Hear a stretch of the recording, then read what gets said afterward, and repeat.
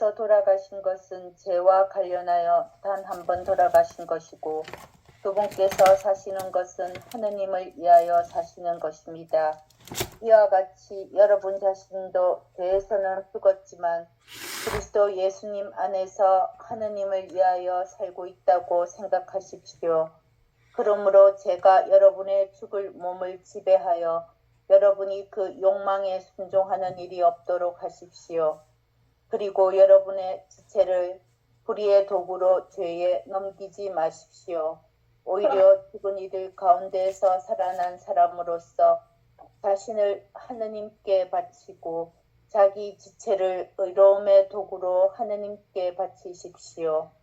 죄가 여러분 위에 군림할 수는 없습니다. 여러분은 율법 아래 있지 않고 은총 아래 있습니다. 그렇다면 우리가 무엇이라고 말해야 합니까? 우리가 율법 아래 있지 않고 은총 아래 있으니 죄를 지어도 좋습니까? 결코 그렇지 않습니다. 여러분이 어떤 사람에게 자신을 종으로 넘겨 순종하면 여러분이 순종하는 그 사람의 종이라는 사실을 모릅니까?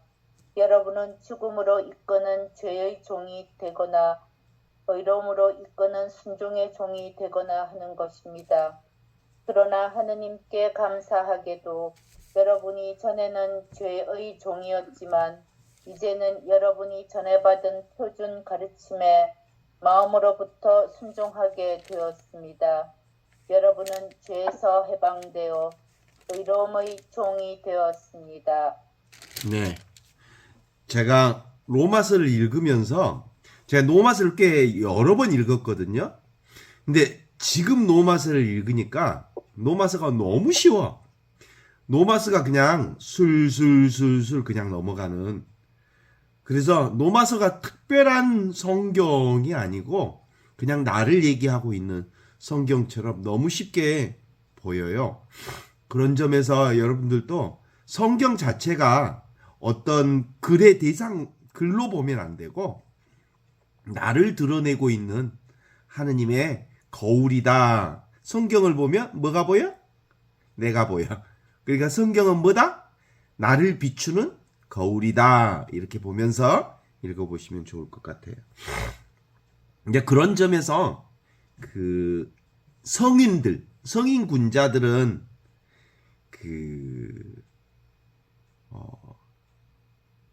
참회한다고 그러지.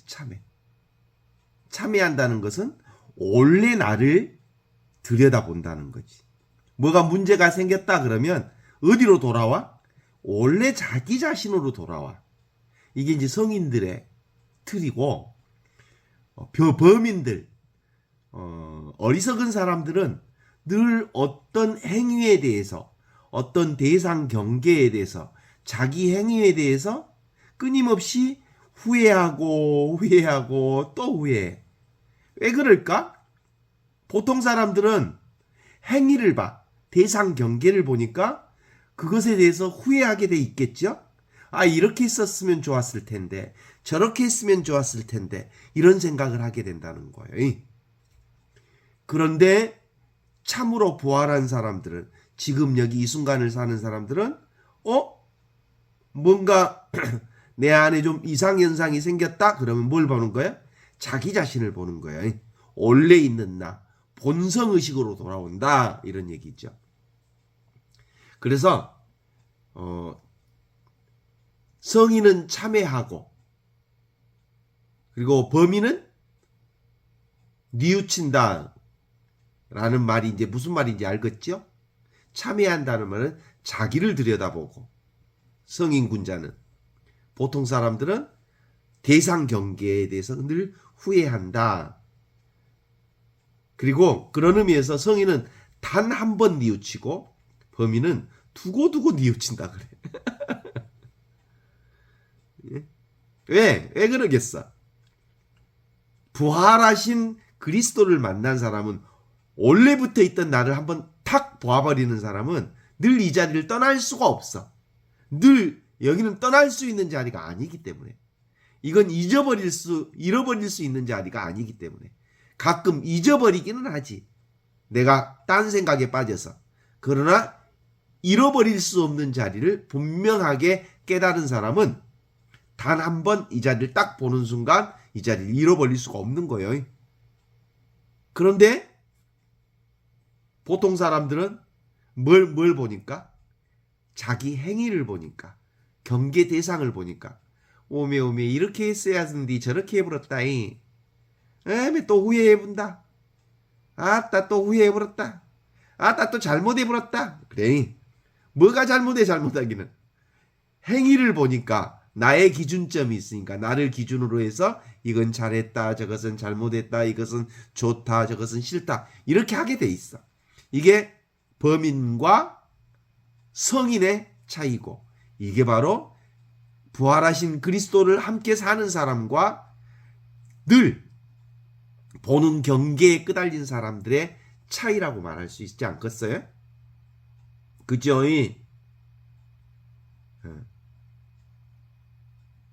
사람은 누구나 이 세상에 한 번 태어나서 한 번 죽게 돼 있겠죠?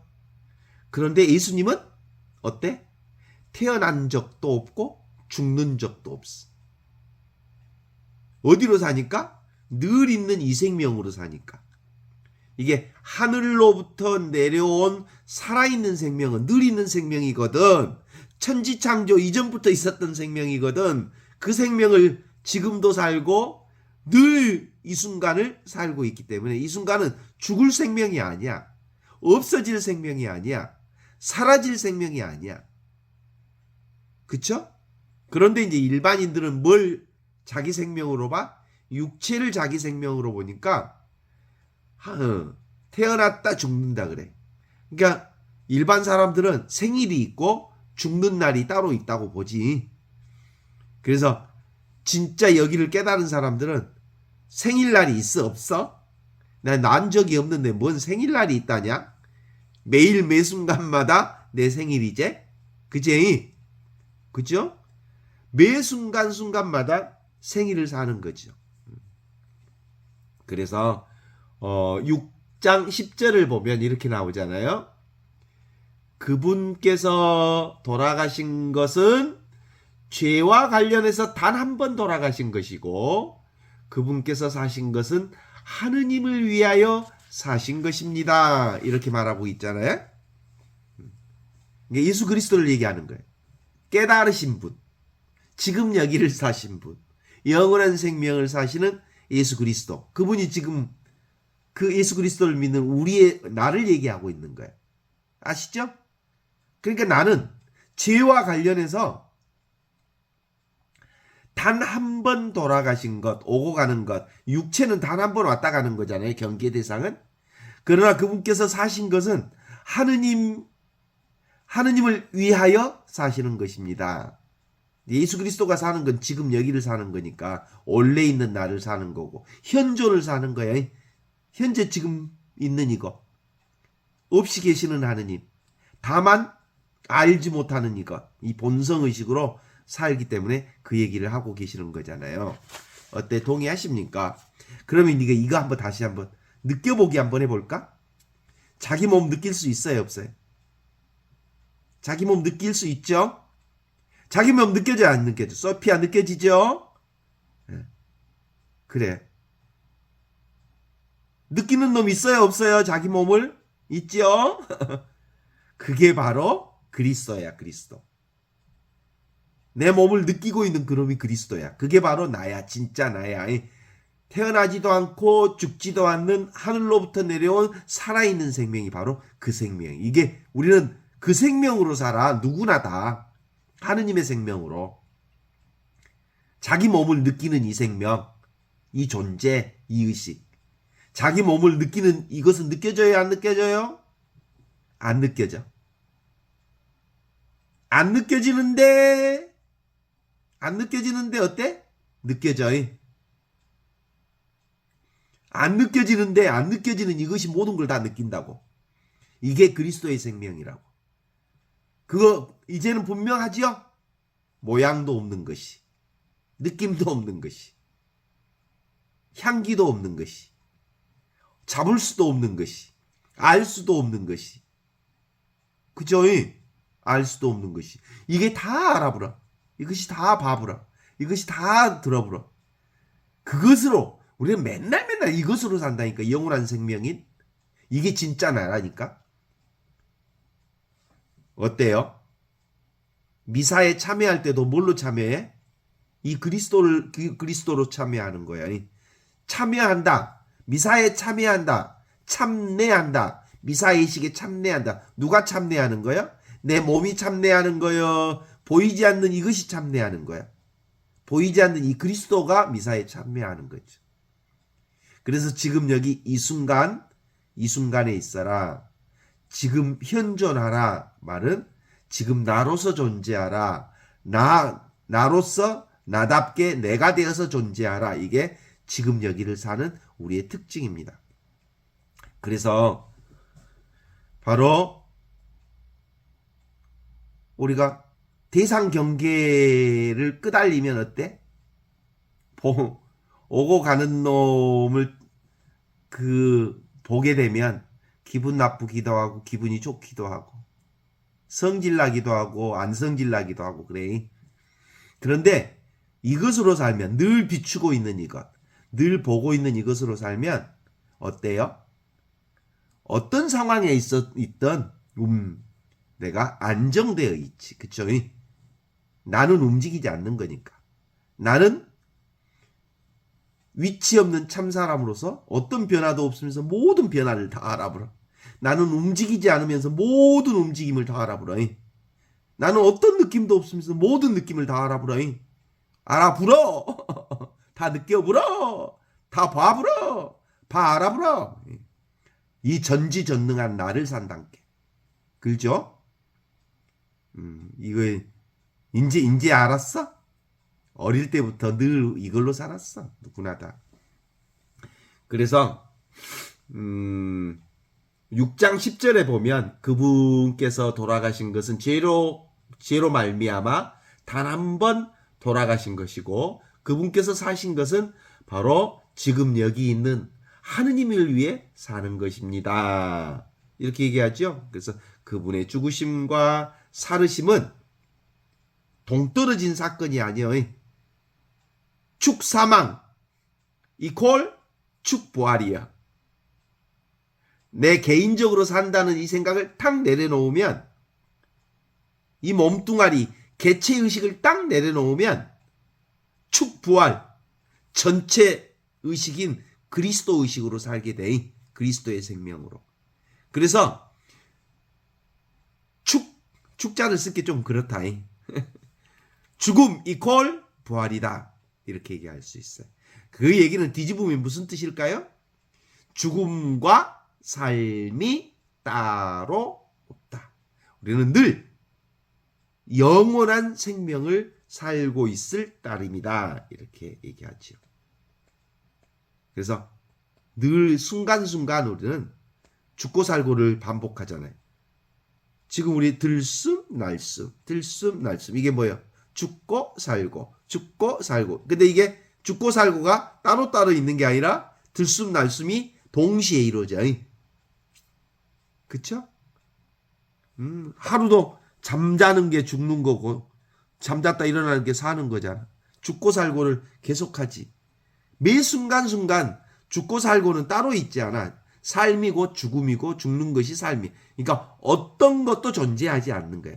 존재하지 않는 채 온전히 존재하는 거야. 그러니까 실제로는 따로 무엇으로 존재하지 않으면서 모든 것 안에 모든 것이 되는 그건 뭐야? 라틴어로 옴니부스 옴니아라고 그래. 모든 것에 모든 것. 모든 것에 모든 것이 된다. 이런 얘기죠. 그러니까 동전의 양면이요. 한 손에 손등과 손바닥이 달라? 한 손이제? 그런 것과 같은 의미로 보면 되죠. 그래서 한쪽에는 죄가 있고 다른 쪽에는 하느님이 계시는데 이쪽에 대해서 죽는 것이 곧 저쪽에 대해서 사는 것이고 그래서 첫사람 아담은 하느님에 대해서는 죽고 죄에 대해서는 살았지만 두 번째 아담이 누구요? 그리스도 예수 나야 나. 지금 여기를 사는 나는 하느님의 반대로 죄에서 육체에서는 죽고 하느님에게서는 온전히 사는 거예요. 지금 우리 이제 육체가 내가 아니라고 이제 분명히 깨달았기 때문에 이제 육체로 사는 게 아니고 이걸로 살아. 영원한 생명으로. 그렇죠? 이게 두 번째 아담이 사는 길이요. 예수 그리스도를 통해서 지금 여기를 사는 모든 사람들은 두 번째 아담의 길을 살아. 이게 온 축복의 길을 살아. 그런데 첫 번째 아담은 선과 악을 분별하면서 끊임없이 나와 남이 따로 있어서 이혼론의 삶을 사는 게 첫 번째 아담이 삶이에요. 거기는 죽음이 있고 생명이 따로 있다고 믿는 첫 번째 아담의 삶과 두 번째 아담의 삶은 다르잖아요. 그래서 이게 죽음과 부활에 대해서 동시에 살거나 동시에 죽는 그런 길은 없어요. 마지막 날 심판 날에 우리가 설 자리도 따로 있지 않아요. 우리는 죽음도 없고 삶도 없는 이 자리에서 사는 거예요. 그 예수님 자꾸 그러잖아. 그렇죠? 오른쪽 아니면 왼쪽이다. 사람으로 살거나 아니면 하느님으로 사는 거다. 사람으로 사는 사람은 개인 육체를 가지고 내가 개인의 육체가 나야 하는 사람은 무슨 생명이 죽어버린 거야? 하느님의 생명이 죽어버린 거야. 개인 육신의 삶으로 사는 사람. 그러니까 영원한 생명을 살지 못해. 근데 하느님의 삶을 사는 사람은 영원한 생명을 사는 사람은 개인 육신을 내려놓는 사람인 거예요. 제가 오늘 저기 페이스북에 대한민국의 기득권 카르텔 속에 갇혀 있는 사람들은 사회적 자폐증에 걸린 죽은 사람들이다. 이렇게 제목을 붙여서 그 글을 좀 써놨더니 뭔 신부님이 그런 악담을 퍼붓느냐고 막 댓글이 올라오고 난리대. 실제로 그건 틀린 말이 아니거든요. 그러니까 자기 집단 카르텔에 빠져서 다른 사람들과 함께 공감하지 못하는 사람들은 죽은 생명이라니까 실제로. 모두가 전체 한 생명으로 살기 때문에 끊임없이 살아있는 존재들은 공감하게 돼 있고 함께 살게 돼 있고 더불어 살게 돼 있고 더불어 아파하고 더불어 힘들어하고 더불어 좋아하고 더불어 기뻐하고 이게 바로 오픈된 존재들, 살아있는 생명을 사는 사람들, 이게 바로 하늘로부터 내려온 살아있는 생명, 하늘 생명, 부활한 사람들의 삶의 특징이에요. 그런데 아따 그 기득권 카르텔 자기들 서울대 내랑과가 있다면서 서울대 내랑과들 지기들끼리 막 좋은 럭셔리한 삶을 살면 지기들 자체 안에서 이제 만나면 되게 우리는 근사하고 우리는 럭셔리해, 우리보다 더 근사한 삶을 사는 사람은 없어, 이렇게 설령 자기들끼리 자의하면서 살지 모르지만 그런 생명들은 사실상 영적으로 죽은 생명들입니다. 살아있는 시체들인 겁니다. 모든 존재들과 함께 서로 더불어 반응하면서 사는 사람, 이게 진짜 살아있는 생명이거든요. 우리가 사실 이 공부하는 이유도 성경 공부하는 이유, 또 신앙생활을 하는 이유, 그리고 우리가 예수의 복음을 믿는 이유도 경계 없는 삶을 살기 위해서 이 공부하는 거거든요. 그쵸? 그래. 그래서 죄에 대해서 죽는다는 말은 죄가 더 이상 힘을 쓸 수 없게 된다는 말인데, 한 손으로 손뼉 칠 수 있어요, 없어요? 없잖아요. 한 손바닥의 소리는 나지 않습니다. 늘 상대가 있어야 소리가 나는 거예요. 그래서 기본적으로 모든 소리는 이 소리 없는 소리인 이 한 손바닥의 소리에서 소리가 나는 거예요. 그렇지 않습니까? 이 소리 없는 소리에서 모든 소리가 나는 거죠. 그래서 죄라고 하는 건 나와 남을 나누는 분별, 경계, 선을 나누는 것, 칭계를 나누는 것, 평신도와 성직자를 나누는 것, 무슨 아주 층층이 계급을 나누는 것, 이것을 타파하기 위해서, 경계를 타파하기 위해서 예수님이 오셔서 경계 같은 건 없다, 이런 얘기를, 이런 복음을 하셨거든요. 모두 다 한 생명이다. 모두 다 하늘로부터 내려온 살아있는 생명을 지금 여기 살 뿐이다. 동의하십니까? 그래서 우리는 어떻게 무슨 방법으로 죄에 대해서 죽을 것인가? 그러면 예수님이 그 길을 가르쳐 주셨어요. 우리의 몸과 마음과 뜻과 정성을 오로지 하느님께만 열어놓는 것. 그분의 뜻을 이루고자 완성하는 길은 마음을 다하여, 정성을 다하여, 온 힘을 다하여 지금 여기 이 순간만 사는 거야. 아셨죠? 왜냐하면 살아계신 하느님이 여기 계시니까. 11절로 들어가겠습니다. 이와 같이 여러분 자신도 죄에서는 죽었지만 그리스도 예수 안에서 하느님을 위해 살고 있다고 생각하십시오. 이렇게 얘기합니다. 죄에서 죽었다. 죄가 뭐야? 대상 경계를 나로 아는 것. 그러면 영원히 죽어. 이건 망상이니까. 왜냐하면 대상 경계를 잡는 순간 거상을 잡는 거잖아. 그림자를 잡는 거잖아. 그러면 너는 죽어야지. 그러나 예수 그리스도 안에서 하느님을 위해 살아야 합니다. 예수 그리스도 안에서, 예수 그리스도가 누구예요? 사실은 자기 본성을 사는 사람들 안에서 하느님을 위해서 살면 영원한 생명을 누립니다. 이게 삼위일체 신비거든요. 삼위일체. 하느님, 보이는 것과 보이지 않는 것이 성령으로 본 게 하나네. 하느님의 눈으로 보니까 이 세상이 곧 하느님을 펼치고 있네. 이 세상이 다 나를 펼치고 있네. 이렇게 보는 사람은 그리스도를 통하여 그리스도와 함께 그리스도 안에서 성령과 하나 되어 온전히 전능하신 천주 성부의 영예와 영광을 지금 여기서 사는 삶을 살게 되기 때문인 거죠. 동의하십니까? 세상을 비추고 있는 게 뭐야? 이거예요, 이거. 내가 세상을 비추고 있는 거야. 내가 세상을 창조하는 거야. 그쵸? 그래요, 그래. 오늘 제가 집에 있는 장미, 우리 집에 이제 성모상에 장미 넝쿨이 하나 있고, 또 이제 후문 쪽에, 뒷문 쪽에 장미가 있어요. 뒷문 쪽도 이제 장미 넝쿨을 이렇게 따라 올라갈 수 있도록 쳐줬어요. 가시도 찌르고 막 그랬는데, 내가 그것을 하겠다는 생각이 장미 넝쿨을 올리는 그 가대를 만드는 것을 누가 창조했어요? 내가 창조한 거예요. 내가 생각하니까 창조되는 거예요. 장미꽃들이 이제 그렇게 내가 정성을 들였으니까 뒤쪽도 이제 아주 아름답게 멋지게 이제 올라갈 거예요.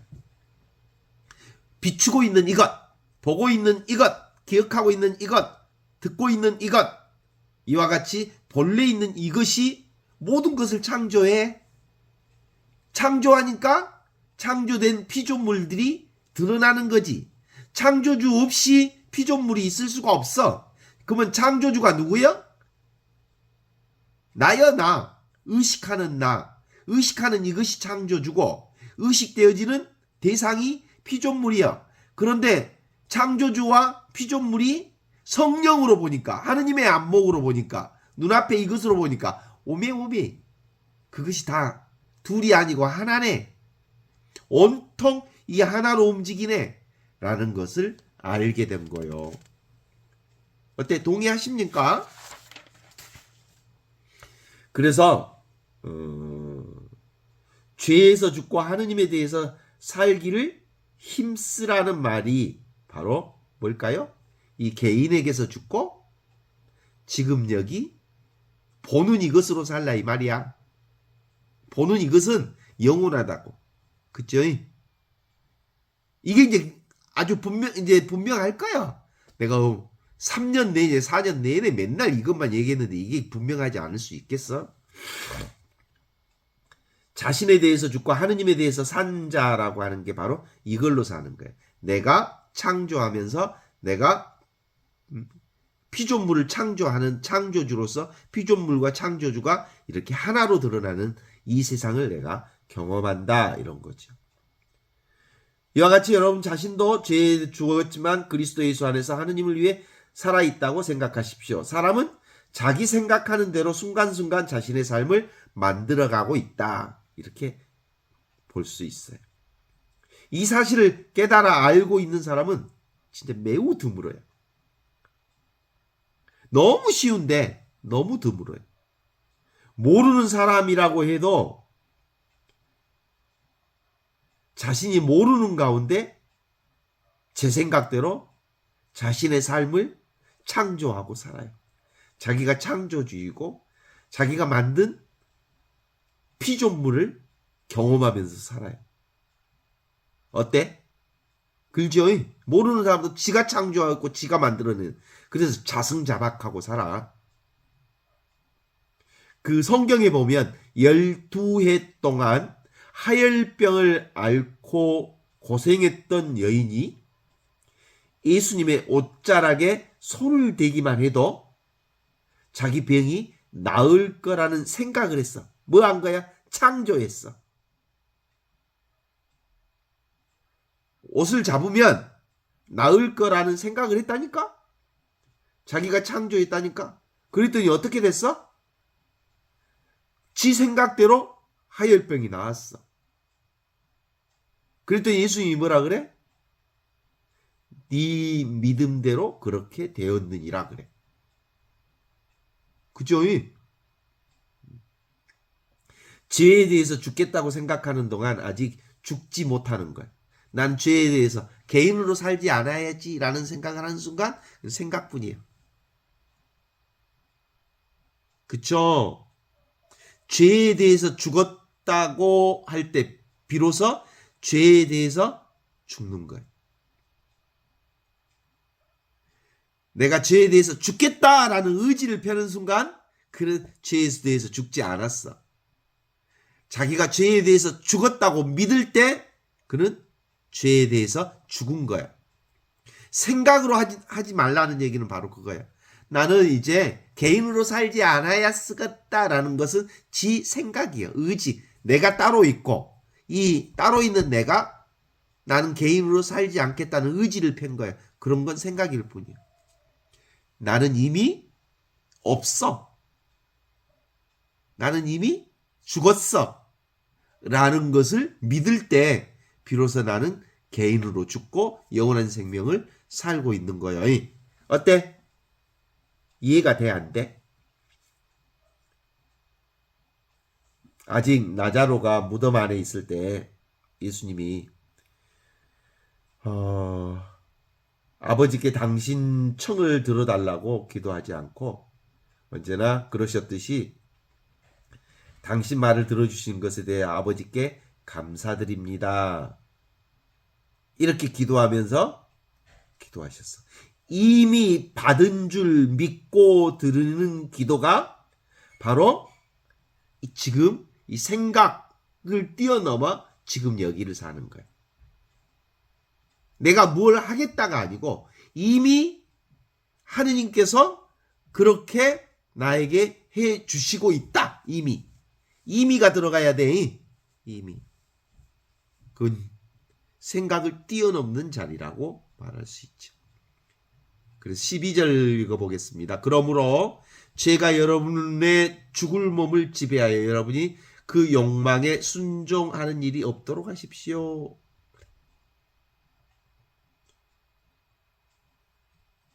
죄가 여러분의 죽을 몸을 지배하여 그 욕망에 순종하는 일이 없도록 하십시오. 여러분의 죽을 몸이 뭐예요? 육신으로 살지 마십시오. 이런 뜻이요. 육신 따라가지 마십시오. 이런 뜻이요. 육신은 뭐예요? 꿈이요 그림자요 꿈과 같은 거니까 그림자 따라가면 허망한 거예요. 망한 거예요. 육신 따라가면 죽은다. 그런데 지금 여기 살아있는 하느님으로 살면 영원한 생명을 사는 거다. 꿈속에 꿈을 경험하는 것이 뭐예요? 다 꿈이지. 그쵸? 마음속에 마음을 경험하는 것 역시 마음만 경험하는 거죠. 생각 속에 생각을 경험하는 게 다 뭐예요? 생각을 경험하는 거지. 생각, 오케이? 영화가 이렇게 영화를 보고 있어. 사실은 영화는 흘러가지만 영상은 흘러가지만 영상의 스크린은 그대로 남아있잖아. 영상은 다 떠나서도 뭔 남아? 보고 있는 이 스크린은 남아있어. 그치? 그래. 물 위에 물결은 출렁출렁하지만 물은 그대로 있어.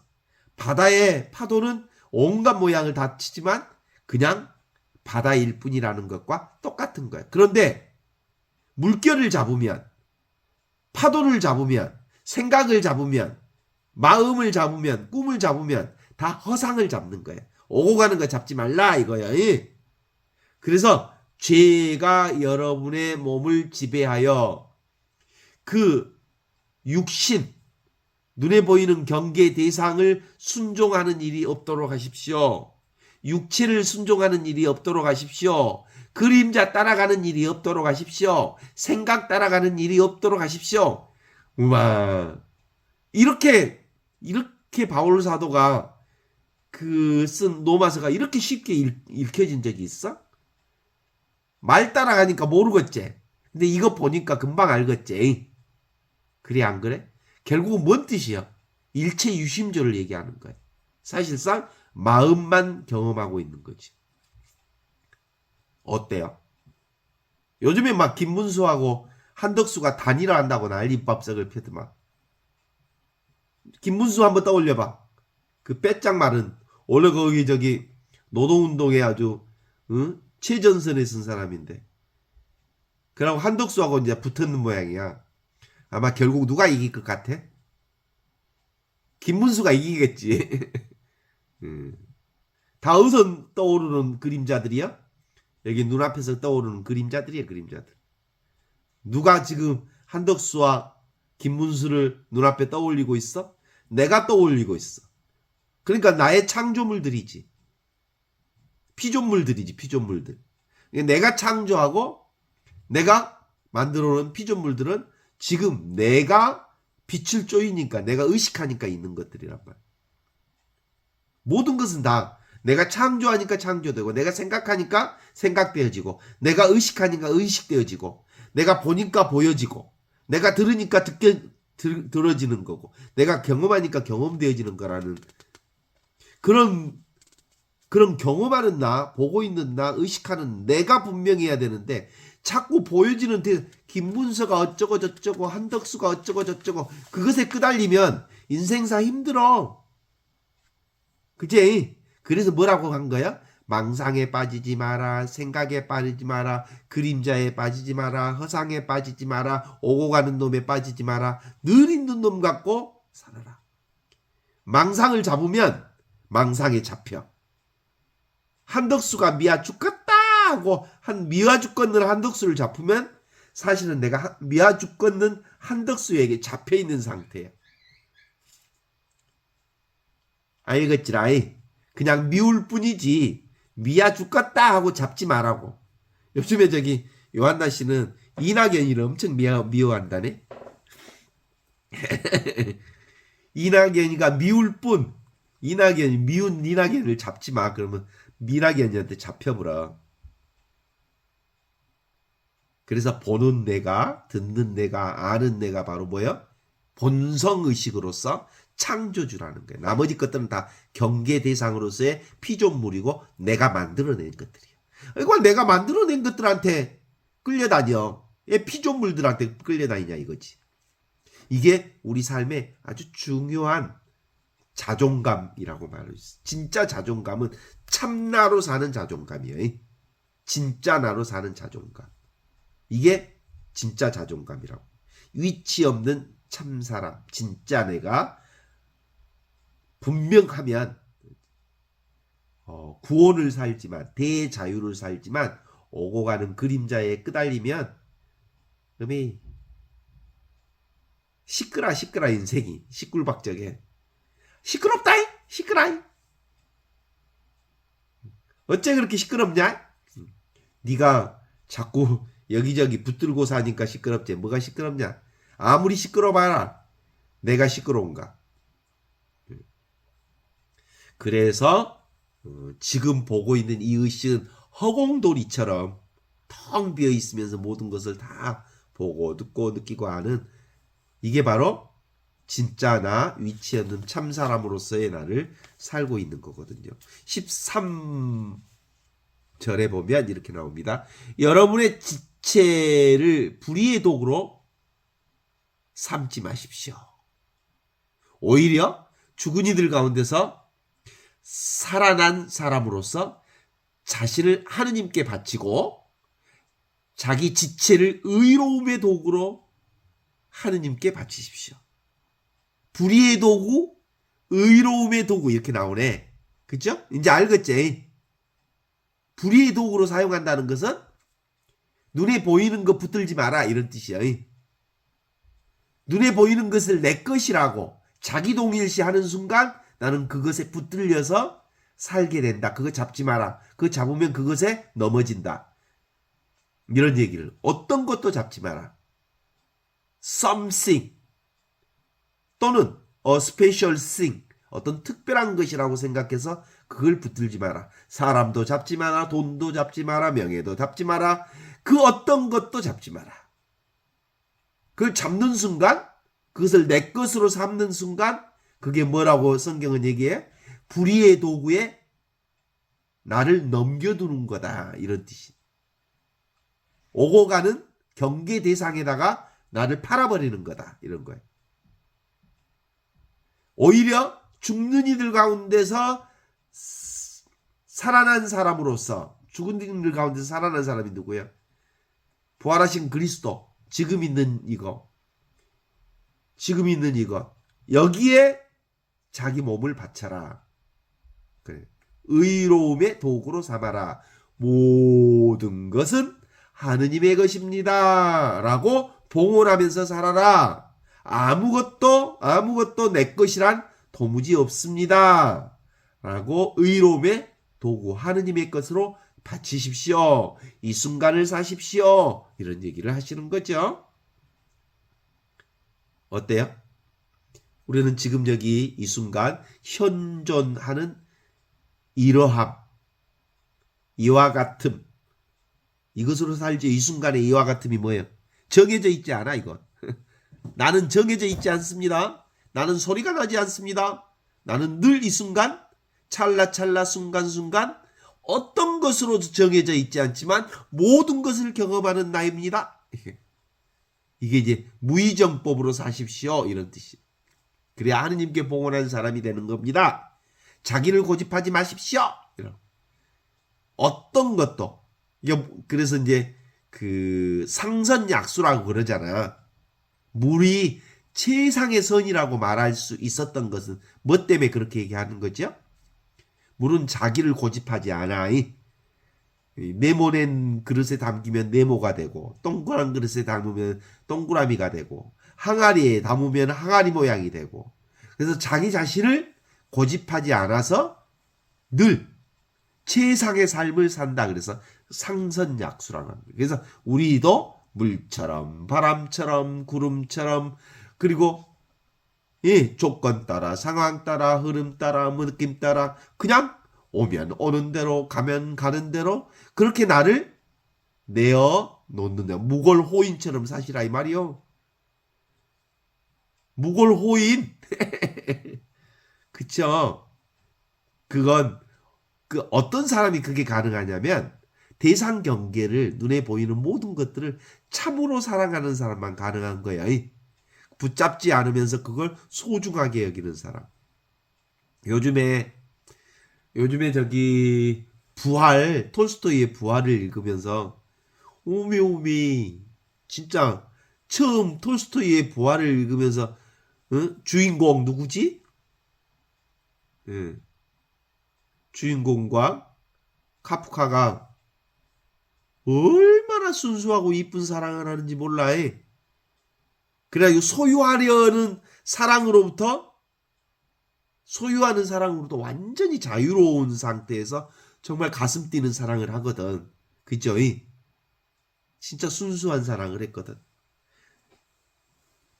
그러다가 나중에 이제 군대 갔다 와서 그 여자를 소유의 대상으로 여기면서 이제 서로에게 상처를 주는 그런 삶을 연출하다가 이제 부활 소설의 마지막에 가면 뭘 다시 회복한 거야?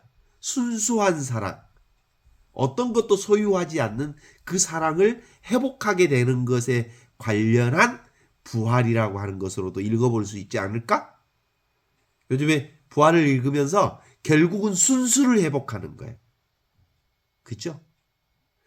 인간은 끊임없이 뭘 소유하고자 하잖아. 근데 소유하지 않는 이 자리를 이제 다시 확인하는 삶으로 부활의 소설이 회복되어지는 것. 이렇게 얘기하는 거예요. 궁극의 자리로, 지금 이 순간의 자리로, 불생불멸, 불구부정, 부증불감의 이 자리를 확인하게 된 거예요. 부활을. 그리스도의 부활을 확인하게 된 거라고 말할 수 있겠어요? 14절로 가면 그렇게 나옵니다. 죄가 여러분 위에 군림할 수는 없습니다. 여러분은 율법 아래 있지 않고 은총 아래 있습니다. 너무 쉽지? 이제 계속 반복하는 거잖아요. 어떻게 죄, 육체 대상, 경계 대상이 이 육체 대상이 영원한 생명을 지배할 수 있겠어? 왔다 가는 놈이 순간적으로 있는 듯 하면서 없는 요놈이 어떻게 없이 계시는 하느님 위에 있겠어? 그래서 죄가 여러분 위에 군림할 수 없습니다. 죄는 여기서 늘 죄라고 얘기하면 둘러보는 걸 죄라고 그래. 소유하는 것을 죄라 그래. 어떤 걸 잡는 것을 죄라 그래. 이거 잡을 게 없는데 뭘 잡으려 그래. 생각하는 것을 죄라 그래. 뭘 조금이라도 잡으면 그게 죄요. 순수 그리고 늘 있는 거, 항상 있는 거, 영원한 생명은 잡을 수 없지만 늘 항상 있는 이걸 바로 본성의식인 없는 듯 있는 이 참나를 얘기하는 건데, 도무지 죄는 하느님 앞에 군림할 수 없는 거죠. 죄가 여러분 위에 군림할 수 없습니다. 여기서 여러분이 뭐예요? 부활하신 그리스도를 믿는 여러분을 군림할 수 없습니다. 지금 여기를 살아가는 여러분을 군림할 수 없습니다. 지금 이 순간을 살아가는 사람은 도무지 죄는, 지금 이 순간의 자리는 죄가 범접할 수 없는 자리란께. 알겠지? 죄 없이 살려면 어떻게 살아? 지금 이 순간만 살면 된단께. 글제 지금 이 순간이 바로 본래 의식, 죄 없는 의식 안에서 사는 거기. 그래서 있는 듯 없는 이 오고 가는 이 허상과 망상을 잡는 순간 그는 어둠 속에 빠지고 허상 속에 빠지고 망상 속에 빠져서 망상에 허우적거리고 어둠에 허우적거릴 수밖에 없어.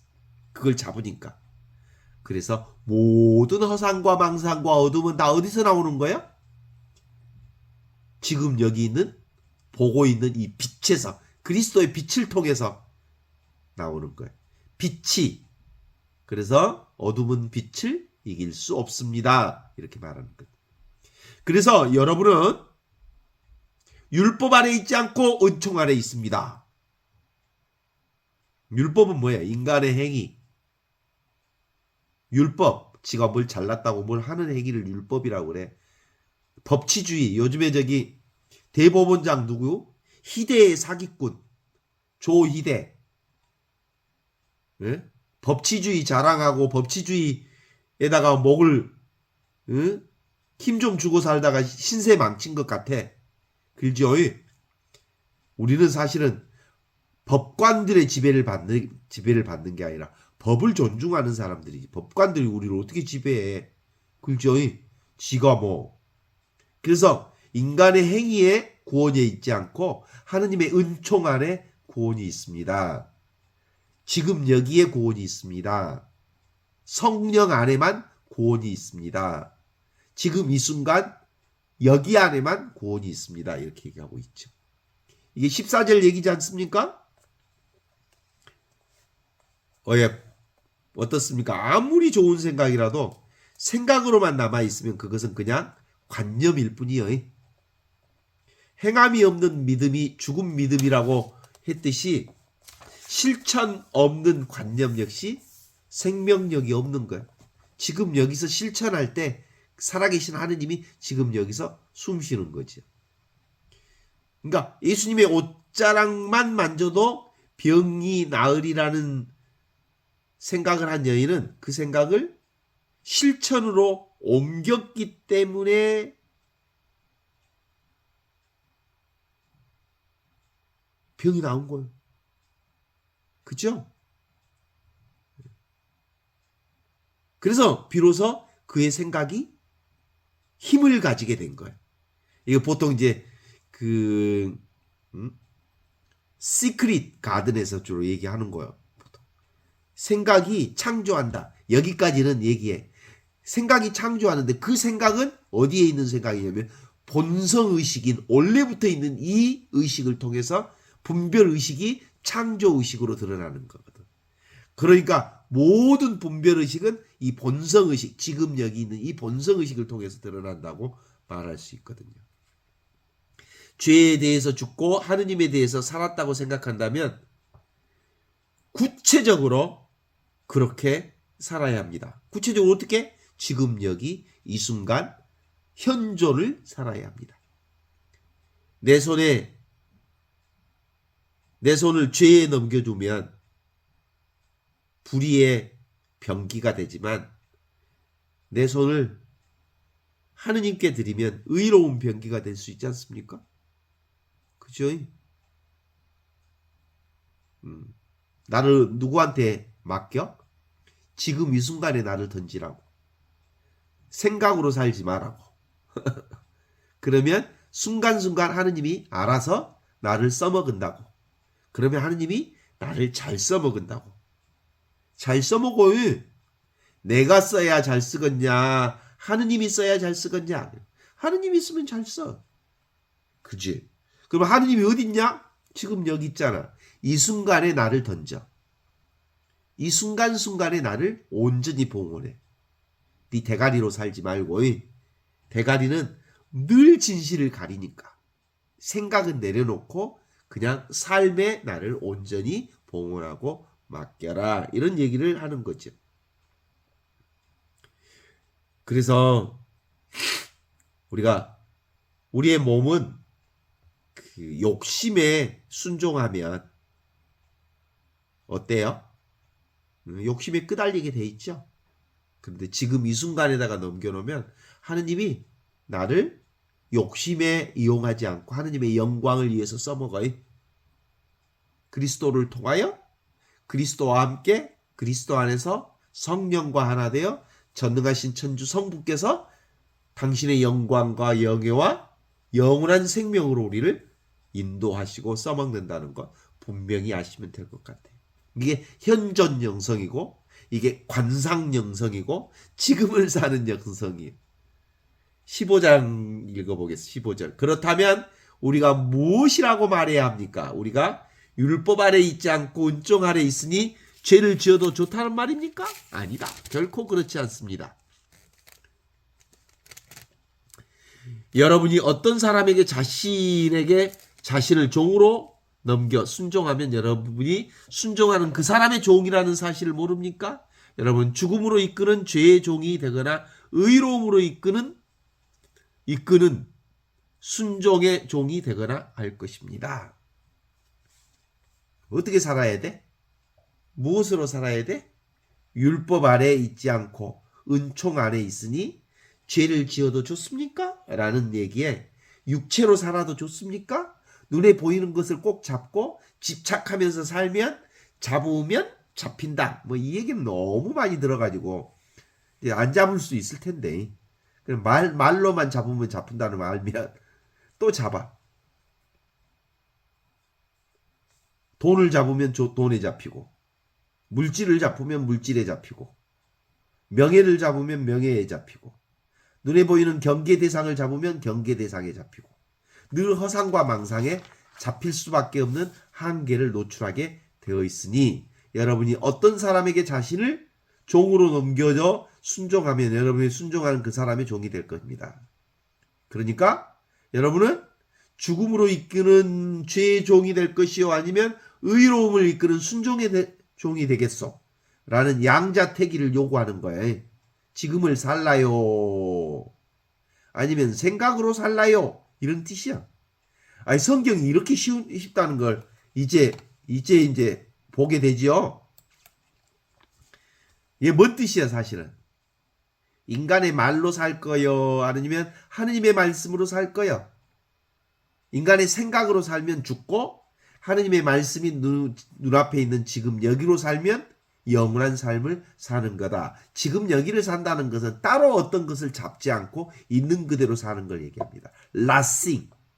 아무것도 아닌 이것으로 살면, 자기 본성으로 살면 하느님께서 아무것도 아닌 나를 통해서 온갖 아름다운 최상의 경험을 연출시켜 줄 거지만, 지 고집을 하고 지 생각대로 살면 중간중간에 턱턱턱턱 걸리면 상처받고 힘들어지고 아파지고 아주 자충우돌 우왕좌왕 갈팡질팡하면서 인생이 꼬이고 헝클어지고 그러면서 힘들어져.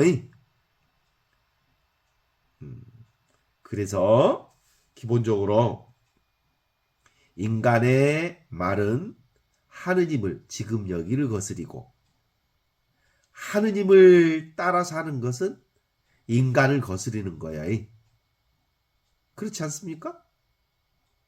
그래서 어떻게 축사망 이퀄 축부활, 인간으로서의 나를 완전히 내려놓아야 비로소 그리스도의 나로서 온전한 부활을 살게 되는 거다. 그렇지. 그러니까 인간의 이 눈으로 산다는 건 욕심으로 사는 거 아니겠어요? 그래서 옛날 성인들은 그렇게 얘기했어요.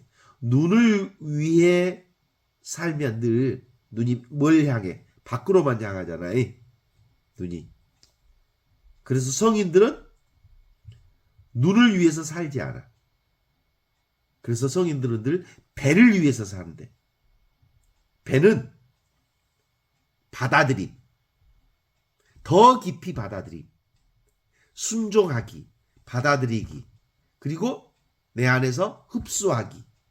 그러면서 내가 받아들이고 비우고 받아들이고 비우고 받아들이고 비우고 받아들이고 비우고 그러면서 영적 성장이 이루어지는 거예요. 거부하는 게 아니고. 그런데 인간의 눈으로 살면, 안목으로 살면 좋은 것은 받아들이고 좋지 않는 것은 밀어내고, 그러면서 뭐가 생겨? 저항이 생기면서 삶에 좌충우돌 우왕좌왕 갈팡질팡 하는 삶의 연속적 삶을 계속하게 될 끼다. 이런 얘기를 하지요. 그러나 하느님께 감사하게도 여러분이 전에는 죄의 종이었지만 이제는 여러분이 전에 받은 표준 가르침의 마음으로부터 순종하게 되었습니다. 여러분은 죄에서 해방돼 의로움의 종이 되었습니다. 지금 여기 부활하신 그리스도를 살게 되었습니다. 이렇게 얘기하고 계시죠? 이제 나를 누구에게 복종시킬 건지 이제 말 안 해도 알아요. 지금 여기 살아계신 하느님께 나를 온전히 맡기면 우리는 죄의 종로로 사는 사람들이 죄로부터 벗어나 의로운 종이 될 수 있는 거예요. 지금 여기를 사는 사람만 의로운 종이야. 생각으로 사는 사람은 죄의 종이고, 어째서 하느님께 감사드릴 수 있어? 그건 그 일을 처음 계획하고 마침내 온전하게 이루시는 분이 지금 여기 눈앞에 있는 이분이기 때문에 그래. 계획도 이분이 하시고, 그리고 과정도 이분이 하시고, 그리고 이루시는 분도 이분이 하시고, 모든 것도 이분을 통해서, 이분 안에서, 이분을 통해서 다 이루어져요. 이걸 이분을 다른 말로 얘기하면 보통 사랑이라는 말로 써. 우리 사랑 없이 못 살잖아. 사랑하면서, 사랑 안에서, 사랑을 위하여, 사랑 가운데, 사랑과 함께, 사랑과 더불어, 사랑을 통하여, 사랑을 위해서, 사랑과 함께 사는 일. 이게 지금 여기 이 순간을 사는 일입니다.